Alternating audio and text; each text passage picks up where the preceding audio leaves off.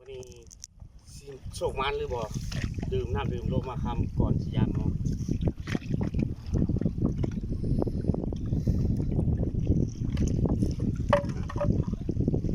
น้ำดื่มลมมาคำนี่หอดตุกใหญ่แล้ว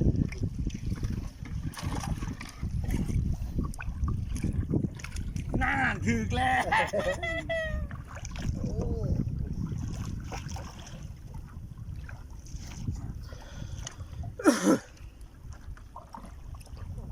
แค่น้ำดื่มโลมาคำใส่เดี๋ยวหมานหมดปลาอย่างนะ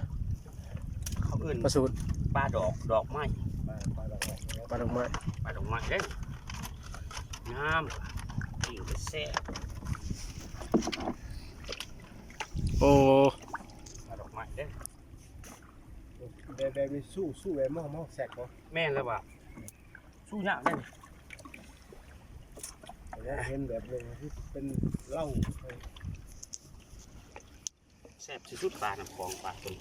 ตีก่อนแซ่บสุดยอดเลยปลาดอกไม้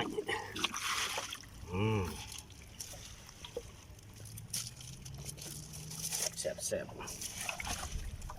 ให้กลับไปเรื่อยๆทงหน่อย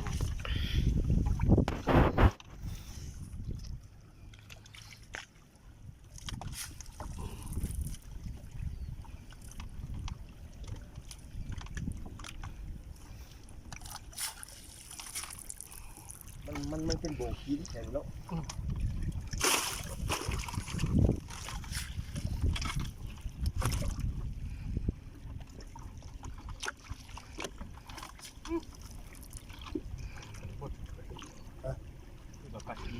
มันกระโยกให้ไรหมดเลย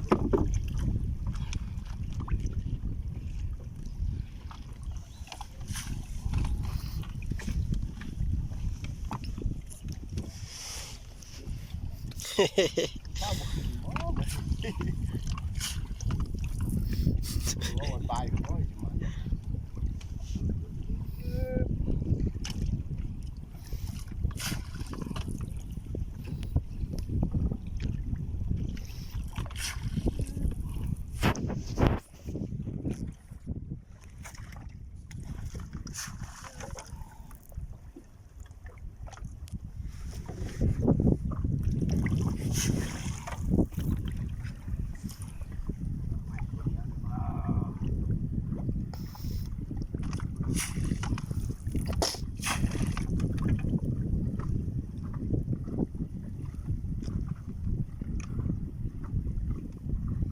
ใกล้เขาก็ใหม่เติมไปหัว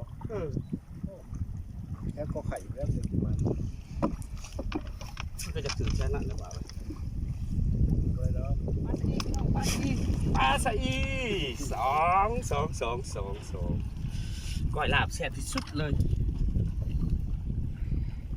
หาก็ได้3 ตัวเลยเนาะ6 ตอนได้ยังแต่ละตอนไปสิมานกูกัน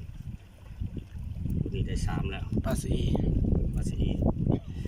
าที่กินแซ่บที่สุดในปลาน้ำของตัวใหญ่เติบลูกขักระบาดตัวใหญ่นี่เนาะติดตลาด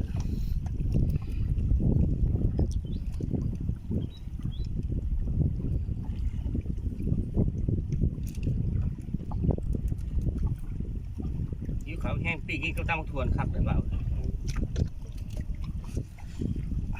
โชคสุดยอดเลย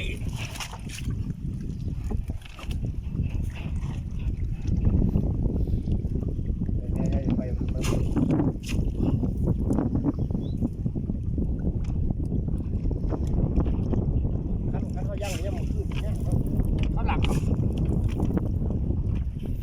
ย่างมาคืนมันถือว่าปะย้อนหมดแล้วเปล่าปะย้อนเราเกลียดถึงเบิดแล้ว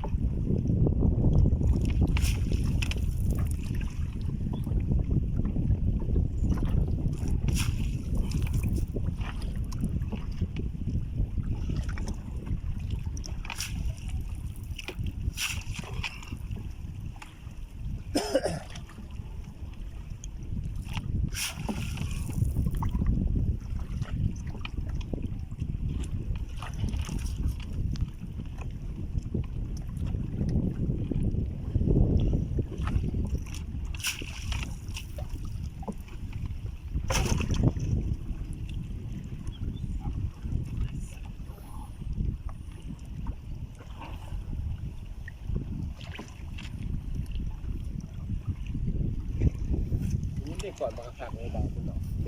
คือกันลงไปมันสิถือตัวเย็นเลย ไม่ได้หันหรอก ก่อนสู้เก่าได้ยังจังหวะสู้เก่า ขนาดผัดเข้ามาเนาะมันขนาดอุ่นเนาะ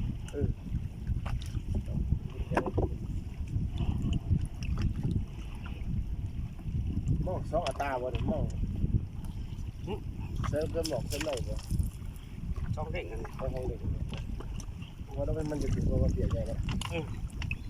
ทั้งสองนี่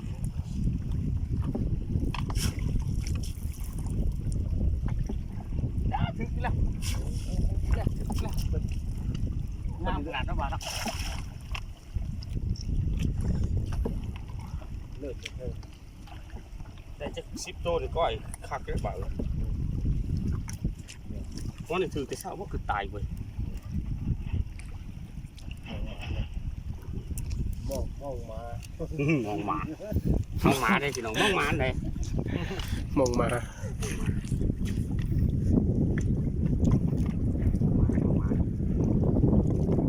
ว่าเป็นมองเสียได้พี่น้องมองหมา